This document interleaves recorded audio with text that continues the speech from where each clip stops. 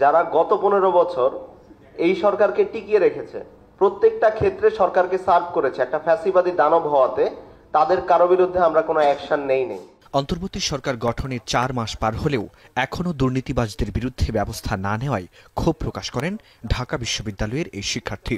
আরেক ছাত্র প্রতিনিধি বলেন, প্রশাসকদের পদোন্নতির ব্যাপারে দলীয় বিবেচনা নয়, হতে হবে যোগ্যতার ভিত্তিতে। যখন একটা ইনস্টিটিউশনকে একটা পার্টিকুলার পলিটিক্যাল পার্টি থেকে আলাদা করা যায় না, আমার মনে হয় সমস্যাটা সেই জায়গায়। মঙ্গলবার সকালে রাজধানীর সিরডাপ মিলনায়তনে সেন্টার ফর গভর্নেন্স স্টাডিজ আয়োজিত গণতান্ত্রিক পুনর্গঠনের জন্য সংলাপের আয়োজনে অংশ নেয় শিক্ষার্থী প্রতিনিধি সহ সাবেক আমলা, বিভিন্ন রাজনৈতিক দলের প্রতিনিধি, অর্থনীতিবিদরা। কোনো দলের হয়ে নয়, প্রশাসনকে জনসেবকের ভূমিকায় আনার কথা উঠে আসে সেমিনারে। প্রত্যেকটি ক্ষেত্রে সংস্কার সাধন করে একটি গণতান্ত্রিক বাংলাদেশ নির্মাণ করি। সংলাপে অংশ নেওয়া রাজনৈতিক দলগুলো বলছে, অন্তর্বর্তী সরকারের সময় যেখানে প্রশাসন সবচেয়ে বেশি সক্রিয় থাকার কথা, তখন এই প্রশাসনই সবচেয়ে স্থবির।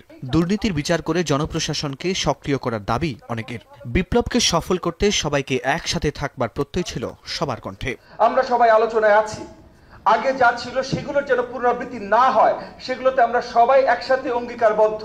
একটা বিপ্লবের বড় অর্জন আমাদের হয়েছে, বাকিটার জন্য বিপ্লব নতুন করে শুরু করতে হবে। নাগরিক ও রাজনৈতিক দলগুলোকে দায়িত্বশীল আচরণ করার আহ্বান জানান নির্বাচন ব্যবস্থা সংস্কার কমিশনের প্রধান। বলেন, স্বৈরতন্ত্র যেন আবার ফিরে না আসে, সেজন্য প্রয়োজনীয় সংস্কার জরুরি। নেভার এভার এগেইন, আবার যেন ইতিহাসের পুনরাবৃত্তি না হয়, এবং আবার যেন স্বৈরতন্ত্র এসে আমাদের উপর জেঁকে বসতে না পারে। জাতীয় রাজস্ব বোর্ডের সাবেক এই চেয়ারম্যান মনে করেন, প্রশাসন ব্যবস্থায় সংস্কার না করে নির্বাচন হলে প্রশাসন আবারও ক্ষমতাসীনদের লেজুর বৃত্তি করবে। নির্বাচন যদি এক্ষুনি এইভাবে এই অবস্থায় দিতেই হয়, তো তাহলে এই যে 1000 বা এই যে যারা মারা গেল, এই যে বক্তব্য, তাহলে কি জন্য? তো সুতরাং আমাকে সংস্কার করে তারপরে এতে যেতে হবে। গণ অভ্যুত্থানের পর এখন ইতিবাচক পরিবর্তনের আকাঙ্ক্ষায় বাংলাদেশ দাঁড়িয়ে। তাই প্রশাসনের লাল ফিতার সংস্কৃতি থেকে বের হয়ে কার্যকর সংস্কারের কথা বলেন বক্তারা। আবার সেই ছাত্ররা আজকে ফরহাদ বিন নূর, এখন, ঢাকা।